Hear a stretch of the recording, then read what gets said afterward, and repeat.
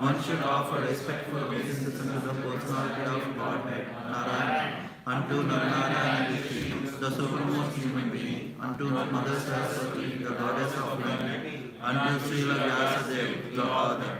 Nashyapraishu Madeshu Nityam Bhagavata Sevaya Bhagavati Uttama Shloke Bhakti Bhavati Naishtiki. By regular and instant classes on the Bhagavatam and guided framework service to the pure devotee, all clash of causes unto the heart is almost completely destroyed. And loving service unto the personality of Godhead, who is placed in transcendental songs, is established as an irrevocable fact. I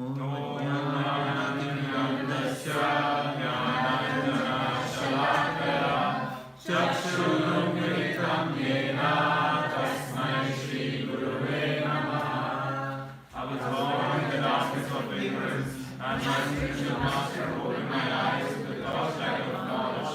I offer my respectful obeisances unto him. Cutting edge. Next line. Never seen. Genius. So we'll recite the shloka. Okay. It's going to be okay. Yeah. Okay. We're at chapter 6. Canto 6, chapter 7. Indra offends Brihaspati. And the verse for today is text 14. Tesham kupata deshtranam.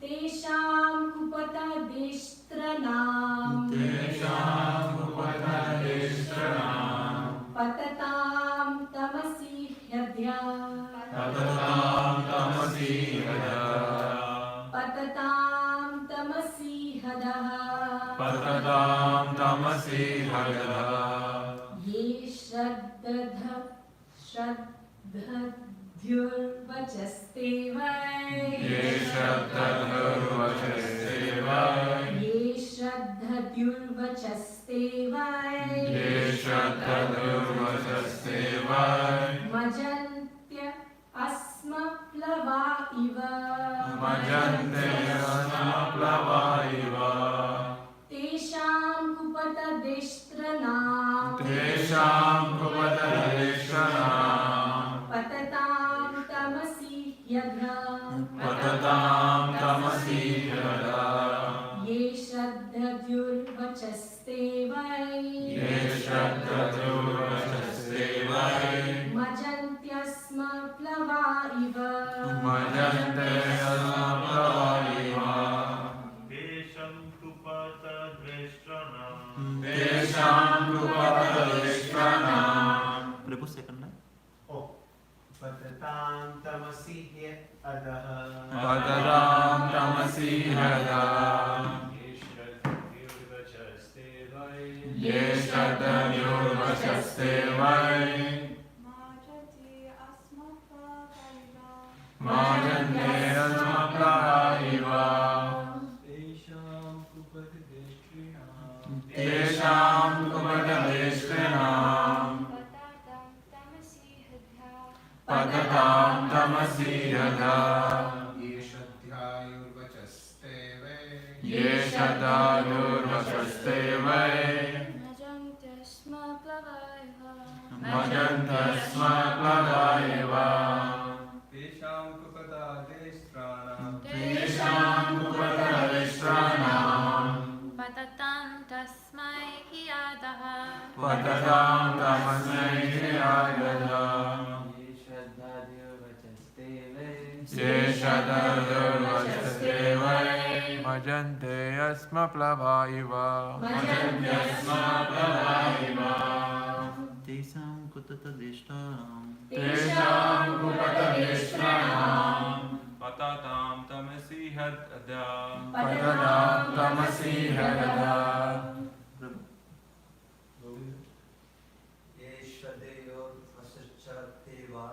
Ye Shraddhadurvachaste vai Majanti asmaplava iva Majante Asmaplava iva Word for word? Or translation first? What would you Word want? for Word for- yeah. Tesham Tesham of them the misleaders. All them the misleaders Kupata deshtranam Kupadadeshranam who show the path of danger. Who show the path of danger Patatam Patatam themselves falling.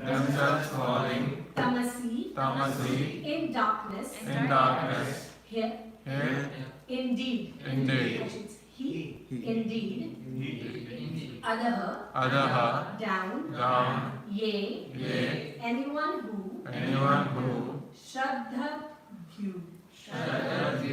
place faith in. Vachaha the words. Te they Vai indeed. Majanti sing. Ashma plavaha boats made of stone. Iva like. Translation by Srila Prabhupada. Leaders who have fallen into ignorance and who mislead people by directing them to the path of destruction, as described in the previous verse, are in effect boarding a stone boat, and so too are those who blindly follow them. A stone boat would be unable to float and would sink in the water with its passengers.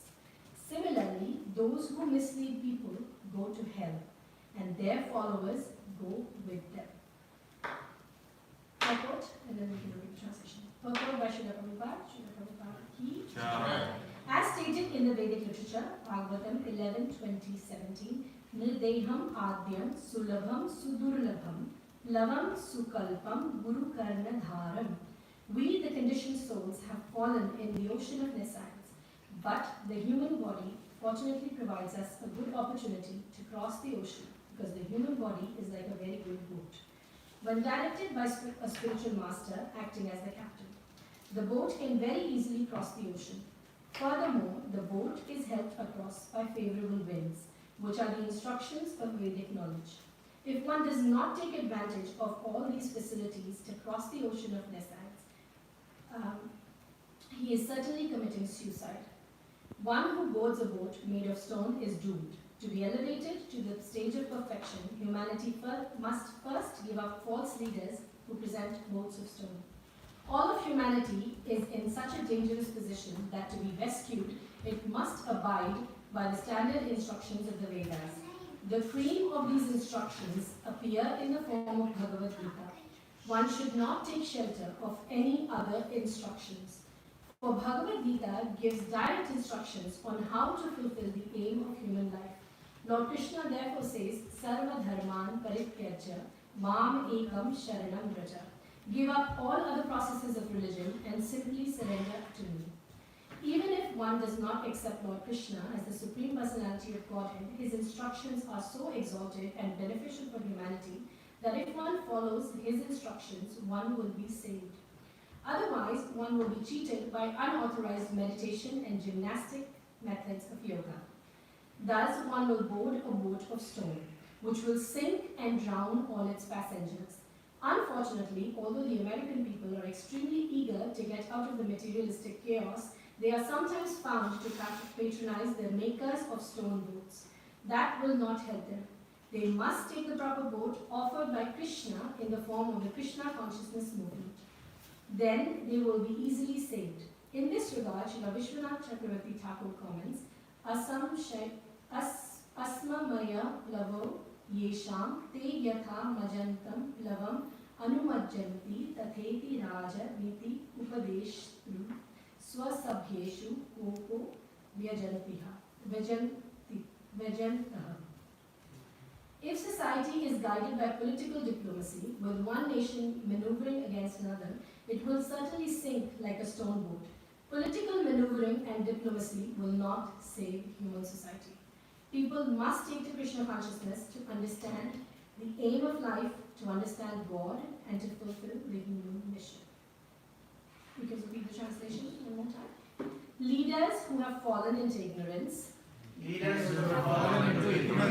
and who mislead people, by directing them to the path of destruction, as described in the previous verse, are in effect boarding a stone boat. And so too are those who blindly follow them. A stone boat would be unable to float and would sink in the water with its passengers. Similarly, those who mislead people go to hell, and their followers go with them. Do you chant any verses before, or should I just start? You can chant any Mangala chant you want to. If Okay. not, then that's But do you have a set protocol? I just want to follow what you. Sure, we can chant Mangala chant. Okay, well, I'll just offer respects to Srila Prabhupada and to all my spiritual masters who have taught me everything that I know today, and I'm still learning, but they continue to be kind and compassionate and not give up on me. So, Namo Vishnupadaya, Krishna Krishnaya Bhutale, Srimate Bhaktivedanta Swami Nityanamane, Namaste Saraswati Devi, Gauravani Pracharane, Nirvisesha Shunyavadi Paschatya Veshakarane, Mancha Kalpatarubhyascha, Kripa Sindhu Nayosha, Patitanam Pavanebhyo, Vaishnavebhyo Namo Namaha, Jai Shri Krishna Chaitanya, Prabhu Nityananda, Shri Advaita Gadadhara, Srivasadi Gaur Bhaktivinoda, Hare Krishna, Krishna Krishna, Hare Hare, Hare Rama, Rama Rama, Hare Hare. Hare Krishna. So we're in Canto 6, and the chapter, as I said, is titled Indra Offends Brihaspati. I'm sure you are aware of the context, but just for our own edification. This is a situation where Indra had offended his spiritual master Brihaspati. And in this canto, Srimad Bhagavatam talks about 10 topics. There is creation, sub-creation, all the different incarnation, the 10 main topics. I'm just going to put it up so everybody can also hear, if you like. Sarga, Visarga, Sthanam, which is the positioning of the living entity. Poshanam, the Lord's protection of his devotees. Inclination to act. Manvantara, the reign of the Manus. Ishanukatha, the Lord's incarnations. Nirodha, which is annihilation. Mukti, which is liberation. And Ashraya, the Supreme Personality of Godhead. So these are the 10 topics of the Srimad Bhagavatam. This canto specifically talks about Poshanam. And Poshanam is literally translated as the Lord's protection for the devotees. And it is described that it's not that the Lord's devotees don't make mistakes. As we can see Indra, really, and repeatedly in the Bhagavatam. Oh, you pull up the verse? Okay. Alright, so we can see. Thank you very much. Sri Shukadev Goswami said, in the Srimad Bhagavatam there are 10 divisions of statements regarding the following. So 10 main topics of the Srimad Bhagavatam: the creation, which is Sarga; sub-creation, Visarga; planetary system; protection by the Lord, which is Poshana; the creative impetus, the change of the Manus, Manvantara; the science of God, returning home, back to Godhead, liberation, and Samamodam, Parashraya. Of course, the terminology may be different depending on the verse which Prabhupada is quoting, but broadly speaking, these are the categories. And like I was saying, Poshanam is an important aspect because we hear that the Lord protects his devotees. And we hear this all the time. And it's true. But this protection may not always come as we perceive it. If you're a student, then why did I fail my exam if the Lord is protecting me? Or if you are somebody who's working, why did I lose my job if the Lord is protecting me? Or if I have some relationship issues, why did the Lord do that? Am I not a devotee? Is he not supposed to protect me? But the Lord's protection is designed in a way that is ultimately good for us. And it's very hard to see what's good for us when we're in the thick of the situation. And when we look back, as they say, it's possible to join all the dots. Steve Jobs, right? He said that when you can make sense of stuff when you look back and join all the dots. So why this point really stuck out to me was that the Lord's devotees make mistakes. To err is human, and it's also one of the 4 propensities of any living entity to make mistakes. But the Lord still protects them, and how does his protection come to these people, to the devotees when they make mistakes? It's through the guidance of the Guru, Sadhu, and Shastra. So in this case, when Indra blew it up, he offended his own Guru. But there is, when something happens to us and we make a mistake, what we do after we make that mistake is what's more important. Because we can't keep fighting about making mistakes or killing ourselves over mistakes that we made, but because it's going to happen. You may not make a mistake. So far you haven't made a mistake, but you can make a mistake. We can make mistakes inadvertently. It wasn't our intention that somebody assumed that we said something and before you know, it's the talk of the town or the ashram and mistakes have been made. Yes, I meant this, but this is what I said by mistake. But then if we resort, there's 2 ways. The first thing is that we can resort to our own mind. I made a mistake, but my spiritual master should have understood Brihaspati in this case, that I wasn't really intending to offend him. That could be one attitude that Indra could have taken. What does he think of himself? I'm the king of heaven. And he just walked away. Brihaspati just walked away. He didn't even chastise him, how can you do such a thing? He just walked away. But the other thing is the culture of Vaishnavism, which is the culture of shelter and the culture of guidance. That Indra and all the demigods, they realized, you kind of blew it up, let's now do what's right. So they ran to Brahmaji. And then they got guidance from there that, do such and such thing, and this is how things will proceed. And Brahma also chastised him. It wasn't like Brahma said, okay, it's alright, mistakes happen, let's go on. So we have to be prepared, and that's the level of vulnerability that leads to success in life. If we just keep things in ourselves, we made a mistake, hypothetically, something happened. And then you think, okay, if I tell my authorities that I made a mistake, they're going to get mad at me. I may have some consequences. Because, there's rules, and if I admit that I did not follow a rule, then there's consequences. And then we can just hide away from it. But the purification that's meant to happen by admitting our mistakes won't happen. So then later at a point, we will make the same mistake and we will probably have a bigger consequence. So it's important, what my takeaway from here is that it's really important to accept that we all make mistakes. I don't think there is anybody who can claim that no mistake has been made. But what's more important is what we do after we make a mistake. Who do we take shelter of? You know, the word here in the translation is Shraddha, place faith in. So who do we place our faith in is the most important thing. And then from their guidance, you know, active guidance, because many times in our movement or in our lives, we selectively take guidance. You know, if I have a problem, if I have an issue, I will go to somebody and I will just tell them what I want to tell them, so that they will tell me what I want to hear. Anybody had that experience before? Always. Always? Thank you. So, you know, you know that person, they did this and this to me, and we take, not on purpose, but that's the nature of the mind. That's how the mind works. Because we want to always justify ourselves. We want to be the right person. It's, you know, people who are causing the most harm in the world today are also feeling that they're right. You know, religious fundamentalists or people who are causing acts of terror, they don't think they're doing something bad. They're convinced that they're doing something right. In fact, some of the distorted versions of scriptures will make them believe that they're doing the right thing.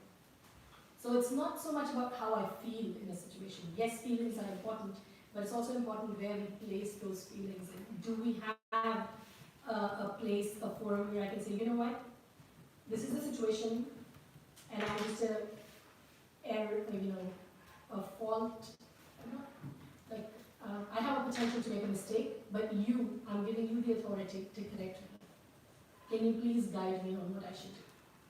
And this is beyond the relationship of just, you know, making offerings, formal offerings. It's a relationship of the heart. And it's the 6 loving exchanges that we speak about, you know, revealing your mind in confidence and then taking guidance. They are reciprocal parts of the relationship.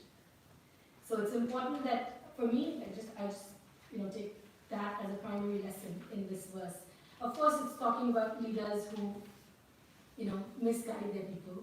But when we are, fortunately, all of us, you know, I really offer my obeisances to the leaders of the temple, and of course the leaders of Bhakti Academy, you know, Vishaka Mataji, Venkatesh Prabhu, John Prabhu, Divyanshi.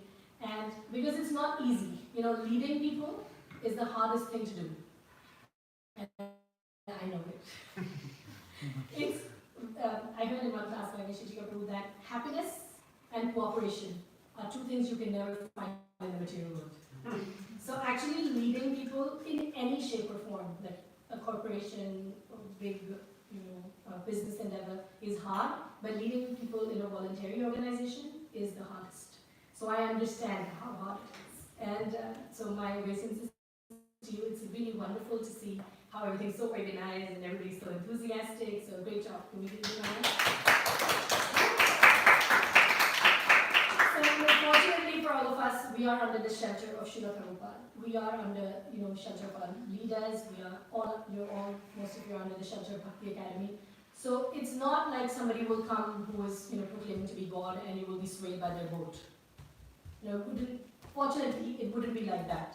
You know, we're situated in our consciousness, in our theoretical, at least theoretical understanding of Krishna consciousness, that there is God and I'm not him, or a person cannot claim to be God. But where there is potential of people misleading us is still there.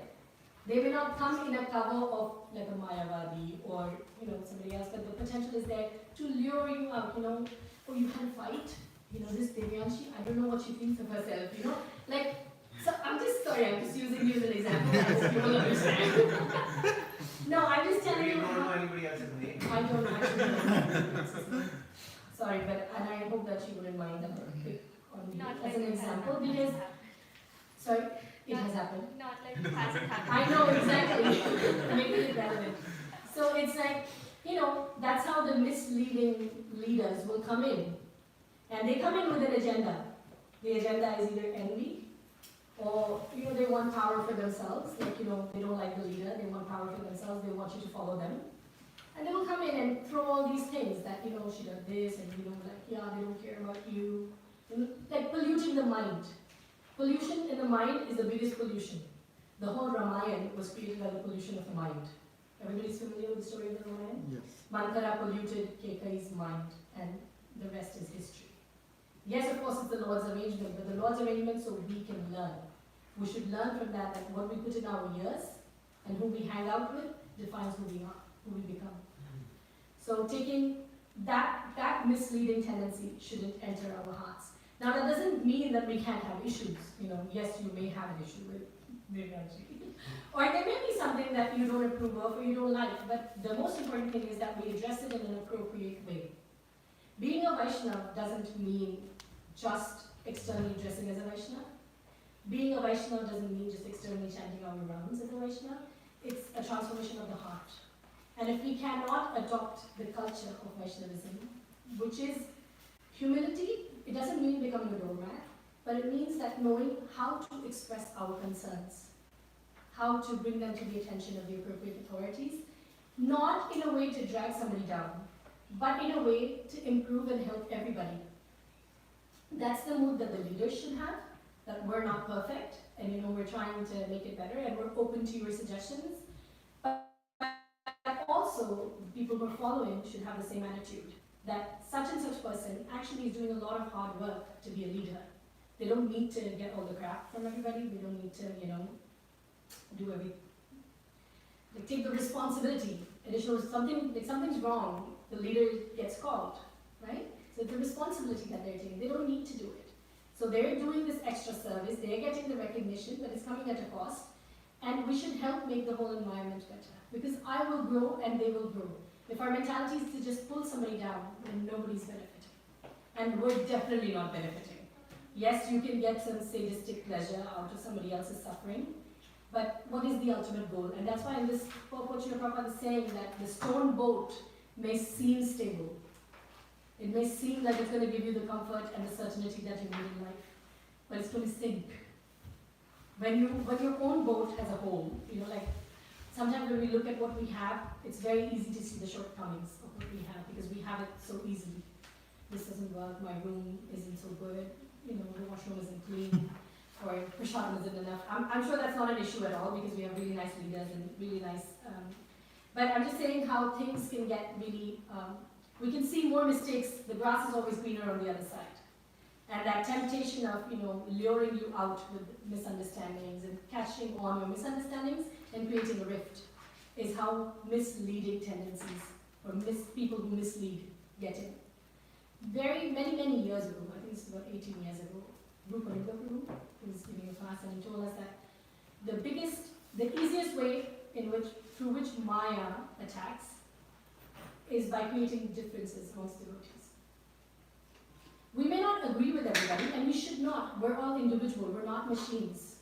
I may have a different style, personality, I may have a different service desire, I may have a different life goal.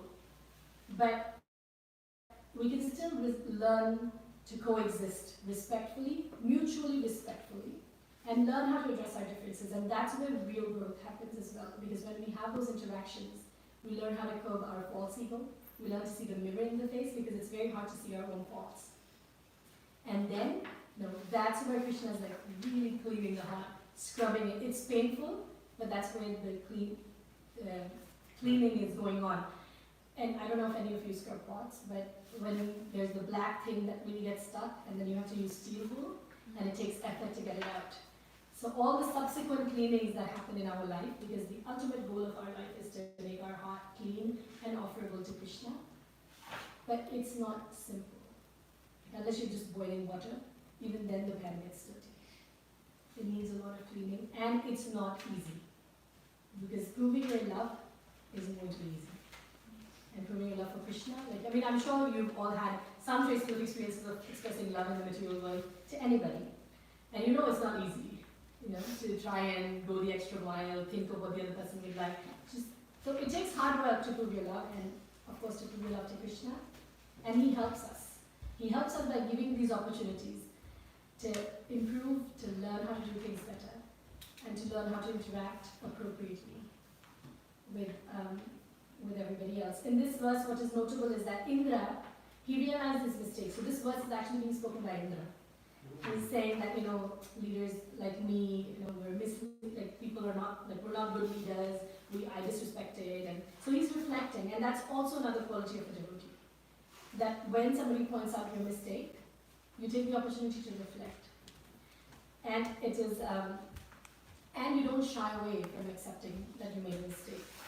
Because ultimately, we're not perfect, and anybody who claims to be is probably the biggest misleader of all. And I'll just close, and then I know we have some time, but I'd like to make it interactive if that's okay, like if anybody has questions, and then we can take off the discussion further. But in closing, I just really feel that creating that culture of vulnerability really helps.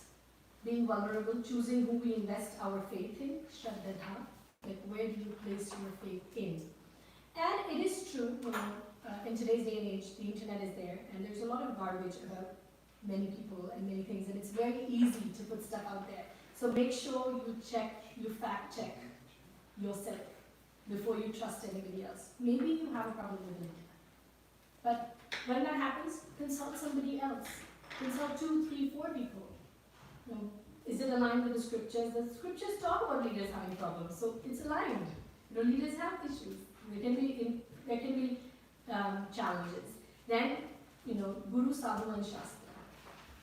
And don't pick and choose. This is applicable to me. Yeah, this is correct. I'm going to do this. Create that network, a safety net of vulnerability. Give someone the authority to correct you. It is a relationship of the heart. If they're really a Vaishnava, they will not come and correct you unless you go and ask them. Please, this is the situation. I think I may have made a mistake. Can you please help me? Please feel free to instruct me. Arjuna had to tell Krishna, now I am your disciple, please instruct me. Before that, Krishna didn't speak, even though they're the best of, friends. And Krishna is God and he knows exactly what Arjuna is feeling. But we have to give somebody that right in our life. Because if they're really a Vaishnava, they will not give unsolicited advice. Yes. Yeah?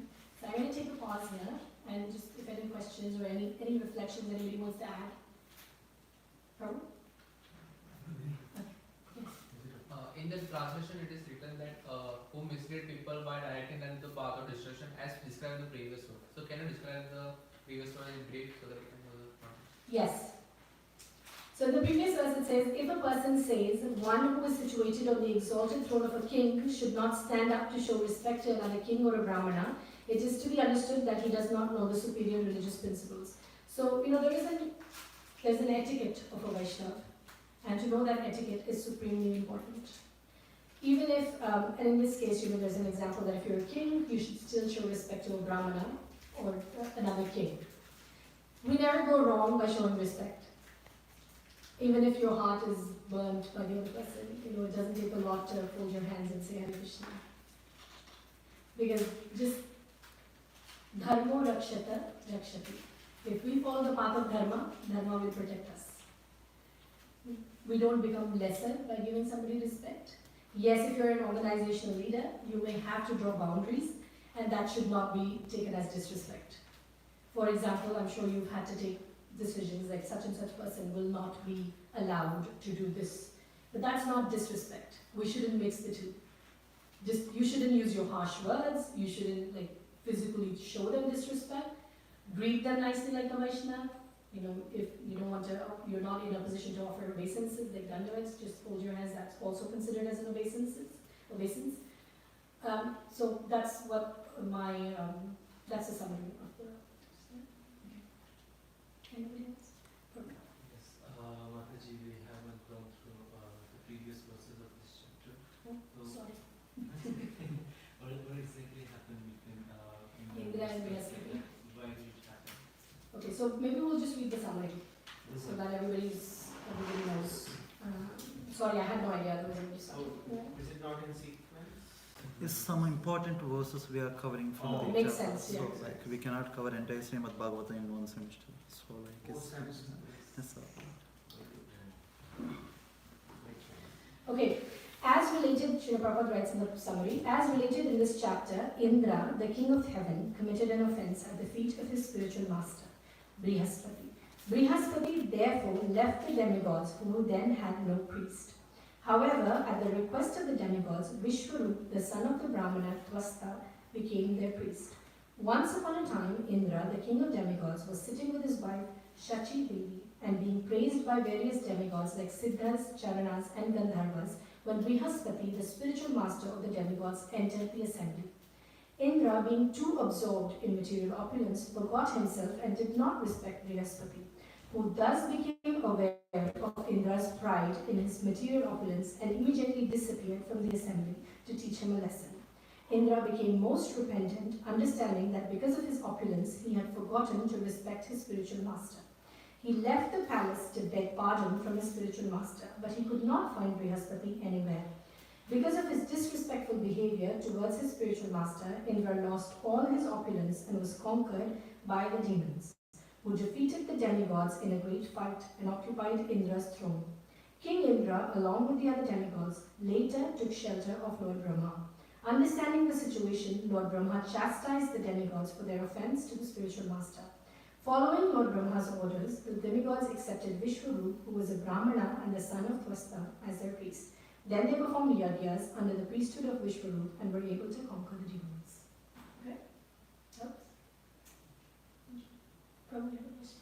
So I would like to add on something. Yes, please. So Do you need the mic? no. So when it's come to this management thing, so I was hearing SP Keshav Maharaj class regarding Bruhad Bhagavatam. So in that, like Narada Maharshi, he went to Brahma and he says, you are the most closest devotee to the Lord. Why? Because you are handling a lot of this stuff, management stuff. So like in that SP Keshav Maharaj says, even in that position, Lord Brahma's position, so many people, they didn't follow him at that time. Okay, like Narada Maharshi only his sons to take renunciation. It happens in management. So S.B. Keshav Maharaj said that it's quite common that people don't listen to you in the management. Don't worry about it. People don't listen to you and people talk about you. Yeah. It's fine. He's a GBC, Brahma.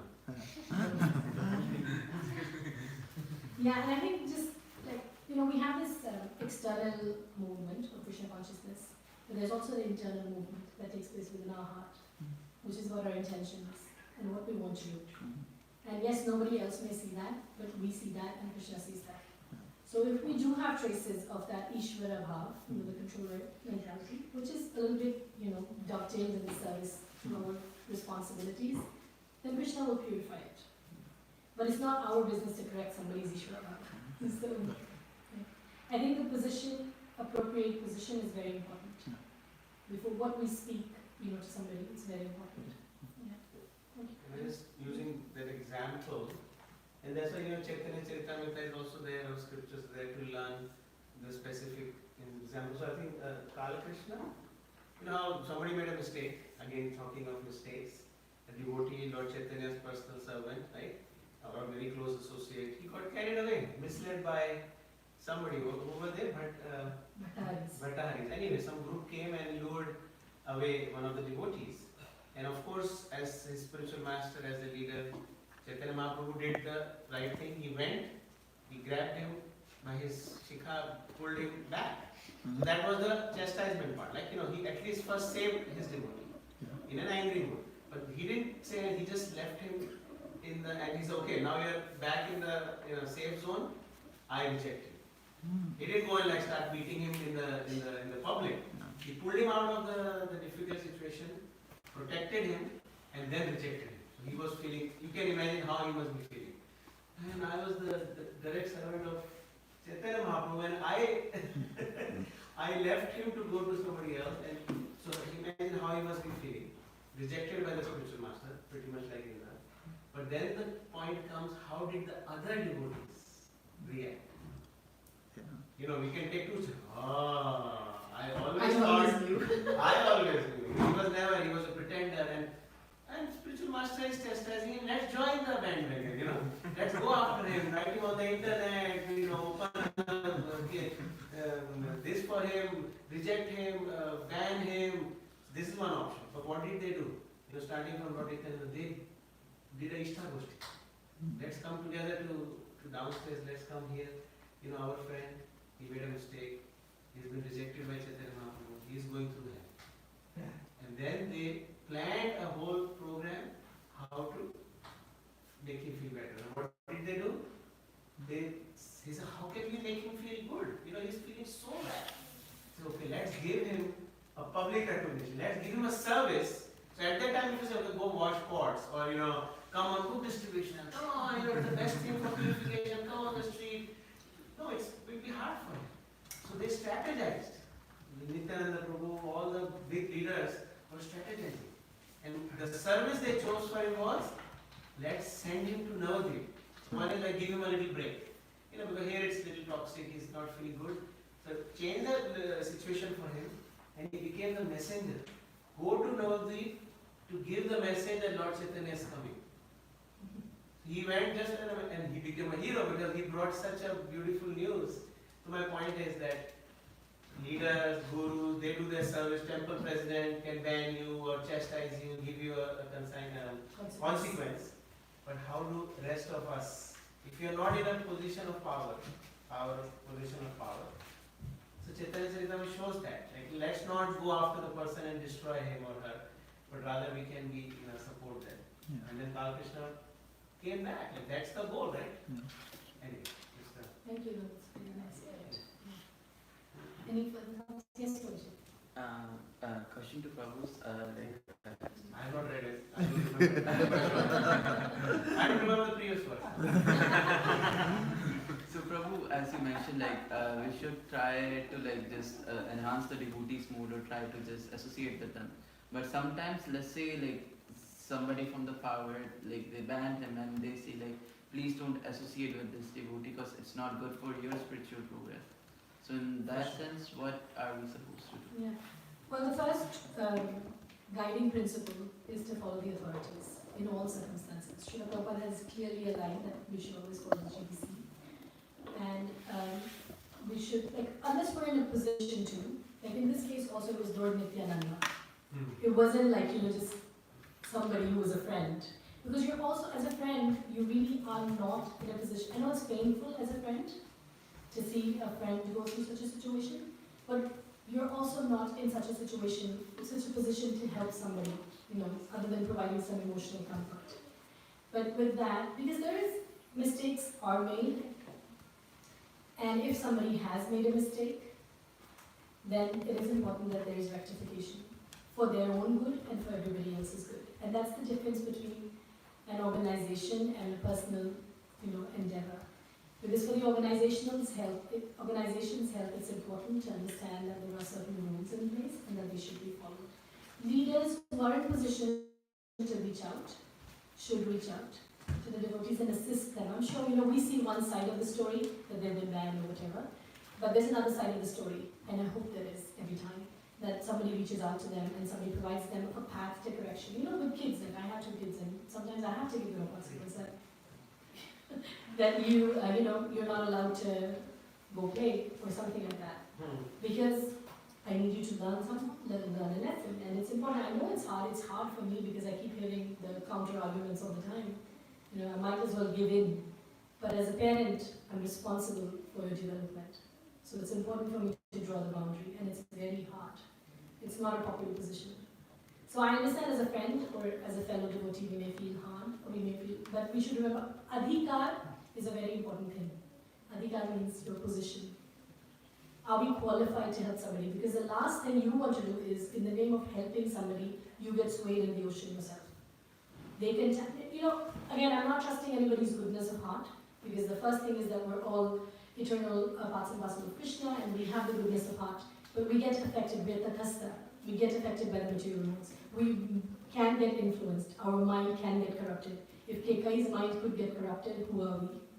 So we have to watch out that maybe, is the influence correct? Are the symptoms correct? Are they criticizing Guru Sadhu Shastra? Are they doing it publicly? Are they going against the principles? So we have to build our own network. And like we say, kids follow the parents. We're all learning. So it's best to follow our authorities. We're the safest there. But and we have really nice authorities, so that's not an issue here, in that sense. And if you have a question, ask them. Like if you have a question about somebody, always ask. Ask in the right mood. That's very important. Because if you go to challenge them, like how can you do such a thing? This person did such and such thing, and you just ban them. That doesn't come across as very nice. But if you actually take a humble stand and say, I'm just a little bit disturbed that this happened, can you please help me navigate through the situation? Then they will be able to help you. The mood is very important. Attitude of the follower is a single most critical thing. It's in the nectar devotion. That Srila Prabhupada says. That's the most important thing. Also, Mother, you mentioned unless he's not okay. If someone is really a Vaishnava, they will not correct you. But unsolicited advice, but this is no for leaders. Because if somebody has a responsibility, if it's an ashram leader, if they don't do it, they're not following their duty. They have to do it. Like as a parent, if I don't correct my children that I'm not doing my duty, then I will get the consequence for it. Like there's karmic reaction for not doing it properly. So that's excluded. But like unrelated, your peers or somebody else like from outside comes and this is, don't do this, Prabhu, like you're in Maya, you're doing this, like that type of unsolicited advice. Okay? Does that help? Like somebody perhaps had curly hair before, just hypothetically, talking. I don't like your hair, cut it. And then you cut it and you look so beautiful. It's very simple, the process of Krishna consciousness, but it's also very deep. And when we go in the depths, sometimes all these interpersonal things can make us lost. So we need our anchors. We need those guides, and we need to find that, have a few. So that if you have an issue, which you will, at some point in time you will have a disagreement, that there is somebody else who can still put you back in the right place. And we have to do it. Nobody's going to come like, why is Krishna not saving me? Krishna is saving you through the devotees. You have to put in the effort to find that shelter, that network. Any other questions? Yeah. Yes, Coach. Hare Krishna, Mother, you spoke about humility and you said that you should not become doormats, but we have seen the verse like so where do we draw the line of not becoming a doormat? From learning that is the perfection of Krishna consciousness. Talk to me outside, I feel My take on that is that it is a very internal thing. What I meant by doormat is that if you genuinely feel like that, if you genuinely feel like that, then you should do it. But sometimes we externally do things that our heart doesn't agree with. Because spiritually we are not at that level. And we may externally just do things and we don't find a reconciliation to that. And that's what leads to problems. Do you understand what I'm saying? Like externally acting in a certain way, your heart is not agreeing with it. And you're not seeking reconciliation, you're not talking to somebody to help you understand the situation. And that is what, in the name of humility, in the name of respect, we should not tolerate, abusive behavior, for example, just outright. And sometimes, we have a personality and I draw my boundaries. Like, this is something that I will not tolerate. Humility would be to not wage a war based on what I cannot tolerate and just, have a respectful distance.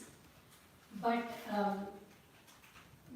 succumbing to it under the name of humility and being distraught inside and resulting in mental health issues afterwards is not okay. So that's what my take on that is, that it cannot be, Bhakti Vinod Thakur talks about like Amara Jivan Sada Papi. Like he's saying that I am full of sins. But that is humility, like he's genuinely feeling that, he's not faking it. But when we say that, I don't know, like at least I cannot say that, because I have some maybe good qualities to offer, but that's genuinely how I am. Like where I am now, I am not at the end of my journey. I am just walking on the path and just keeping on walking will get me there. And I have a lot of stuff to clean out of my heart, but I am open about it. I cannot claim to be the Tridana Pismachina because I am not. We are working in this world. We are serving in this world. Yes, we are supposed to be, at that level. But it's a hospital, like Shyama Prabhupada said. Because we're coming to the hospital to get corrected, rectified, and it's true for everybody. We will be at different levels of our closeness to discharge, but something that disturbs you should not be done. And get reconciliation. So something that disturbs you should not be done, but don't do the opposite. Don't go wage a war. Don't start soliciting negative publicity for this person. Don't start on the internet. Don't do that. Take internal guidance. It's almost like, what is that thing? The iceberg. You see the tip of the iceberg. So that is our external manifestation of our practice. But everything internal is so big. How we handle each situation like that. What did we learn? Who did we take shelter of? Where did we go from there? All of these things, and then actually we can feel, live and breathe humility. But artificially doing it, you will feel, I want to be humble, I will do this and that, and then you will revolt. It's like, what is this? I've had enough, nobody cares for me. Like that will come because the heart is not settled. You see, you are theoretically there, but you are internally not there. And that incompatibility leads to a revolt. And that's what we don't want. And sometimes the incompatibility can come that you are fine with the situation, but you are well-wishers saying, oh, why are you, why are you doing like this? Why are you supporting this, and why are you not saying it against it? So, whom to So I think one of the things that I personally have learned over the years is that it's very hard to have discussions like this in a Bhagavatam class because we have to talk on principle. Yeah. And any answer that we discuss in a Bhagavatam class can completely change based on a personal situation. So I always, that's what I have learned from my teachers, that the best way to get guidance is to actually have a personal conversation so that you can describe your situation fully. No filters, this is what happened, this is what I did, this is what the other person told me, what should I do? Because that is, and you place your faith after judgment. Because you also don't want to get hurt by that, I told this person and they're using it against me. So it's a very, delicate place, and we have to keep walking. That is the main thing. Mistakes will happen, we will trust the wrong people, we will get bad advice also sometimes, we will make bigger blunders, but we have to keep walking. We may not have a smooth run, sometimes when we start on a trek, over the Parikramah, it's like you're full of energy, like big steps, and then, after some time you realize how big it is, and there are stones on the path, and all these things start happening. There is some prasadam stalls and everything. So, that will happen, but don't give up walking.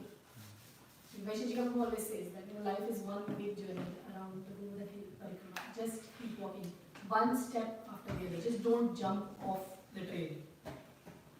And find, this incompatibility is difficult. So find shelter where you can reconcile the incompatibility. External versus internal of the iceberg. And they both have to reconcile. Thank you so much. I think it's and I'm happy to speak. Thank you so much for giving me this opportunity. It was really nice, and I look forward to some Hare Krishna.